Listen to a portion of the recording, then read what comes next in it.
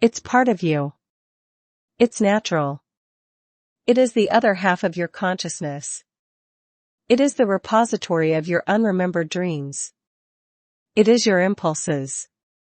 It is the great beyond as far as your mind is concerned. Are you going to constantly run away from this and refuse to tap its unlimited power? Or are you going to own it, warts and all? Taking ownership means refusing to be afraid. There are many things collected by your subconscious mind that you would rather not look at. This may be childhood trauma. This may be sick, twisted, and embarrassing thoughts that you may have. You have to overcome your repulsion to these things when you take ownership of your subconscious mind because it is part of you. That fact is not going to go away. This is part of you. And if you want to change something or change its direction or make it work towards a better outcome, you have to first claim ownership and stop fearing. Taking ownership of your subconscious mind means refusing to feel guilty. If you emotionally beat yourself regularly, please understand that this is not just some free-floating anxiety. It's not just something that enters your mind because your brain has nothing else better to do. This comes from somewhere. It has a cause. It is not random. When you take ownership of your subconscious mind, you can start refusing to feel guilty. Feeling guilty is a choice. When you feel remorse or regret about certain things that happened in the past or choices that you've made, those are your interpretations of those facts. You can choose to learn from them and move on, or you can choose to beat yourself up emotionally over and over again. It's your choice. Guilt is an emotional interpretation. When you take full ownership of your subconscious, you quickly realize that this is going on. You quickly understand that there are better options out there. Guilt, remorse, regret, as powerful as they may be, can hold you back and drag you down. Wouldn't it be better to learn from them and use them the way they were intended? These emotions feel bad because they're intended to teach us a lesson. If anything, we're supposed to use them as motivation to make better decisions in the future. When you take ownership, you allow yourself to do this. You allow yourself to be curious again, because now you could look at how you've been coping and try to come up with an alternative.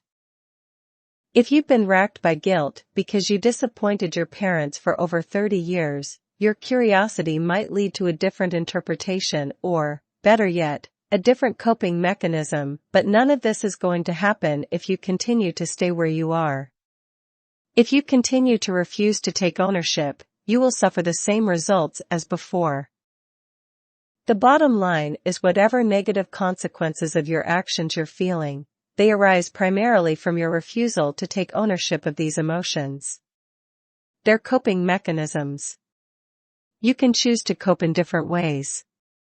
You are not stuck with the way you've done things for years. It may seem like it, but you actually have a lot more control and a lot more say over your situation than you care to realize. Take ownership. Learn to explore your subconscious mind. Start a journal and explore the things that you fear. Explore how you normally respond to this fear. Please understand that you are looking at circumstantial evidence. In other words, for you to know if the world is really round, it's not like you can put yourself in a rocket, shoot yourself thousands of miles up into the atmosphere, and then verify once and for all that the Earth is round. The simpler and more practical way to do it is wait for the next eclipse. When you see the eclipse, then you know exactly that the Earth's shadow is round. The same applies to your subconscious. There are many ways to explore it, and believe me, a lot of them are very, very hard. The easiest way to do it is through just circumstantial evidence. Pay close attention to what you are afraid of. You can't quite find a rational reason why you are afraid of certain things. That is your subconscious mind speaking to you. Pay close attention to this. List these out. Come up with a collection of these, and then pay attention to the things that you're guilty of, or you feel remorseful about. Look at all the negative emotions you have, and then pay close attention to them, catalog them, because they start giving you a snapshot of your subconscious mind. Learn to map out your intuition.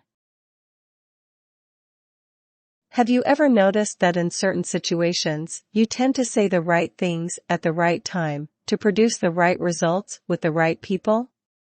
A lot of the times, this is not due to your prior training. A lot of the times this is not due to the fact that you were groomed to do that kind of thing. Instead, it just came out of you. Well, that is your subconscious mind as well, because intuition is a big part of your subconscious mind. Map that out, become fully aware of that. Wrap your mind around it. Take ownership of it. This is not a scary thing. A lot of people think that this is some sort of scene from The Exorcist, or some horror movie. In fact, judging by how some people talk about this situation, it's as if they're describing that scene in the movie Alien, where the alien punches a hole through some guy's chest as people were operating on the guy. Really grotesque, really sad, and really distorted. Because your subconscious mind is beautiful. Don't be afraid of the beauty of your subconscious mind. Let's get real, a lot of your nightmares come from your subconscious mind, because this is the area that you really can't control. So a lot of your desires, a lot of your perversions, a lot of your twisted logic, and all that other mental debris, you try to segregate unconsciously into your subconscious mind. So it's kind of like a dumping ground for half-baked, unformed thoughts and frustrated wishes. But just like any garbage dump can be located near a beautiful park or a wide-open, green field right under a beautiful, wide-open, blue, endless sky, your subconscious mind can be a thing of beauty. So don't just focus on the things that you'd rather run away from or are embarrassed about. Focus on the whole picture. Learn to live in your subconscious mind. Learn to appreciate the things in your subconscious mind and be comfortable in it, because this is the key to taking control over it. If there are certain things that you're guilty about, confront them, look at them straight in the eye. Did this really happen? And is this a reasonable reaction? You'd be surprised as to how many twisted, painful, tortured memories in your subconscious can be dealt with once and for all if you were just adult enough to stand up to them.